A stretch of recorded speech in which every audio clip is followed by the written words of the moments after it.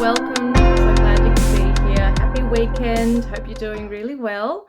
We are going to do a little session today. Grab a cuppa if you like, pause the video. I've got my nice vanilla latte, which is a new one for me today in my beautiful cup, my mug.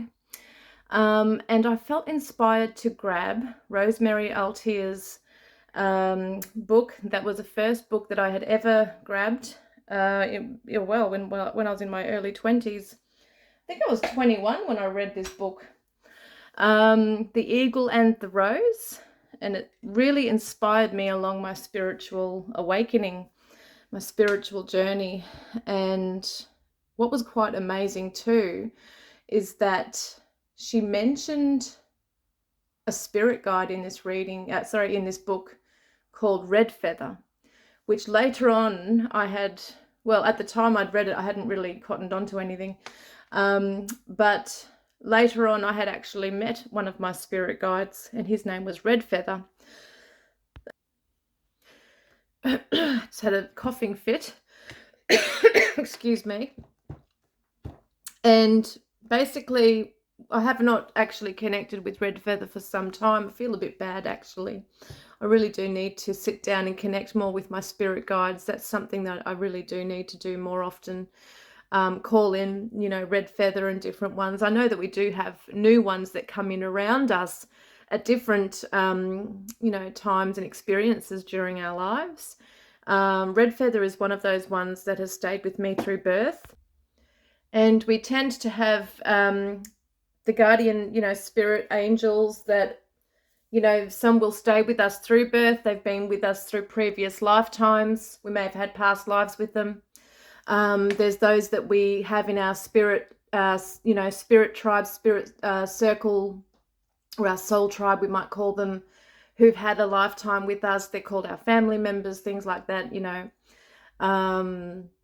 and they can follow us through different lifetimes. And they will depart this earth, and I know my Nana is with me in spirit. She often comes through, and her name was Hazel, so I often see her name Hazel just pop up, and it's not a common name you usually see these days. She often comes through with different signs like lavender, and I might just smell it out of nowhere where it really shouldn't be, like in a room. Just suddenly the beautiful smell of lavender will waft through the air out of nowhere, and she's still with me even though she passed away in the 80s. It's quite amazing. So you'll have loved ones in spirit come through. You'll have your guides with you. And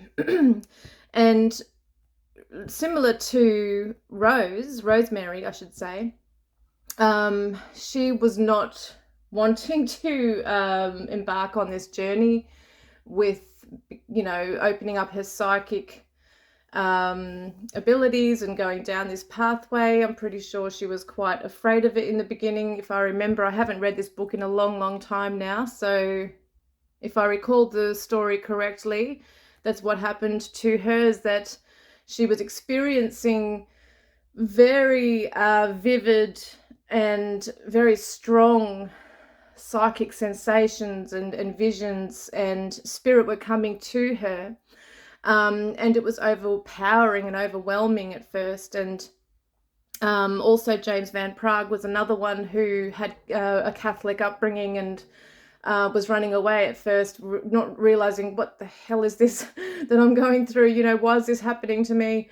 And then she joined, obviously, in England, I think it was in London anyway, in the UK from where she's from, spirit circles, and that's how she kind of learned to open up her gifts more and trust in it, and that's how she met her spirit guide, Grey Eagle.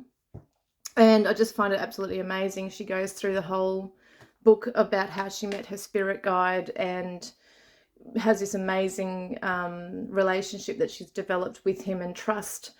And I just find it so beautiful as she's talking about each mediumship experience, also people coming to her, and how real each experience is, as she's seeing spirit come to her and explaining their passing and how they passed, and just the bigger lesson behind it, as well as to why they passed. And it just was just such a I guess for me personally, I really resonated so much with this book because when I was 16, I had a very similar experience with spirit coming to me, and I thought I was going absolutely mad. I thought I was going crazy, actually. I had a Bible come, at one stage.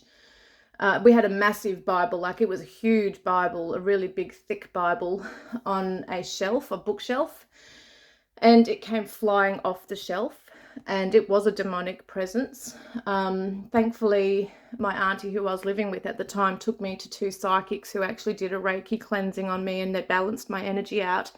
And they had told me that I have the mediumship gift and the ability, if I wanted to later in life, which I had done. I was doing readings for people, as like what Rosemary did, and helping even spirit, those stuck between planes, to cross over into the light, so to speak.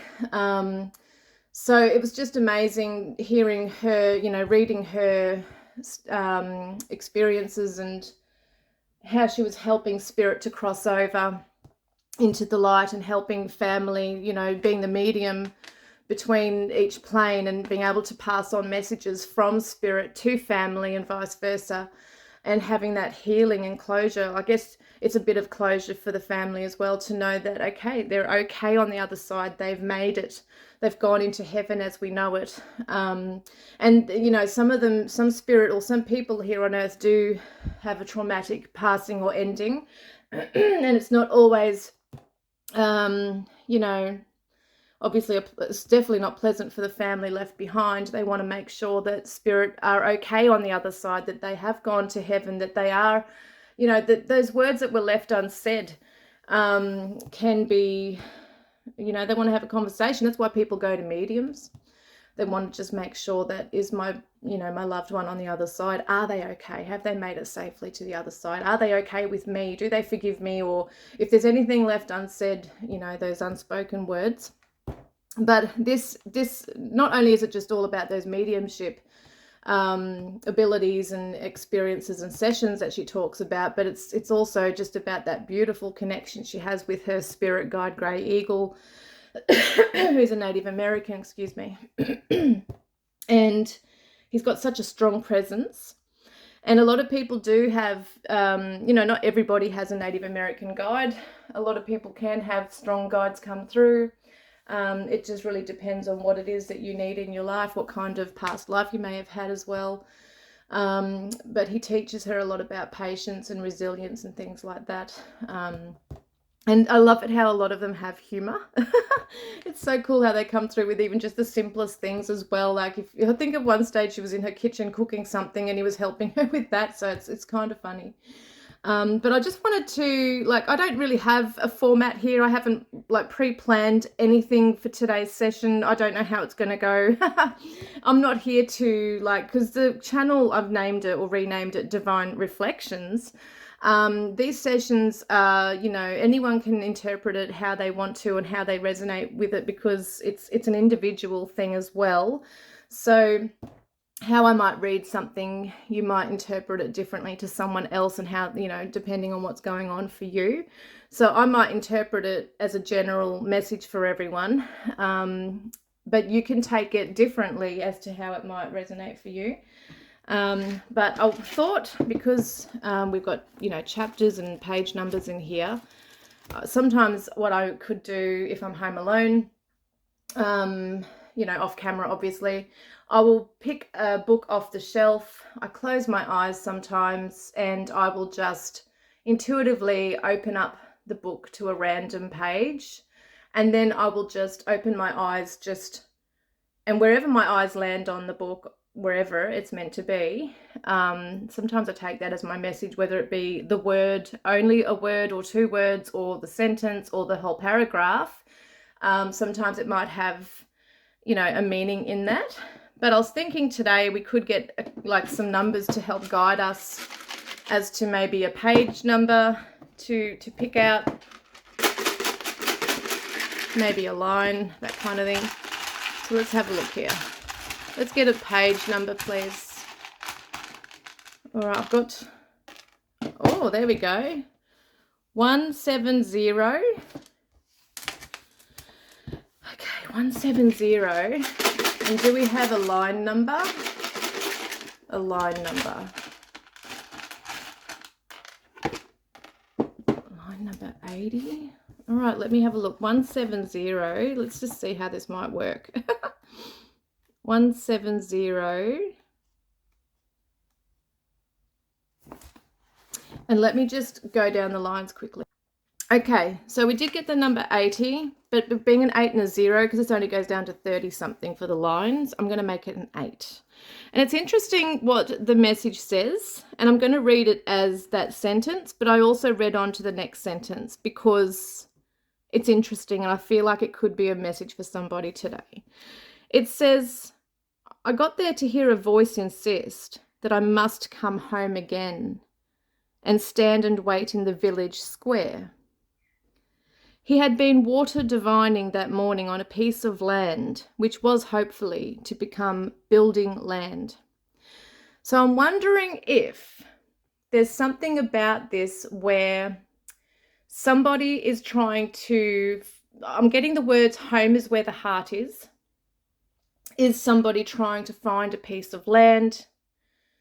Is someone trying to, build on a piece of land? Are you trying to find property at the moment? Reselling, thinking of like buying land, building on a land? Is it about home development? Are you thinking along the lines of selling or buying or reselling, trying to find where you belong in the world? Is it symbolic or is it literal? And I just love this line here. I got there to hear a voice insist that I must come home again. Something's calling us home. Is it a literal home or is it like home,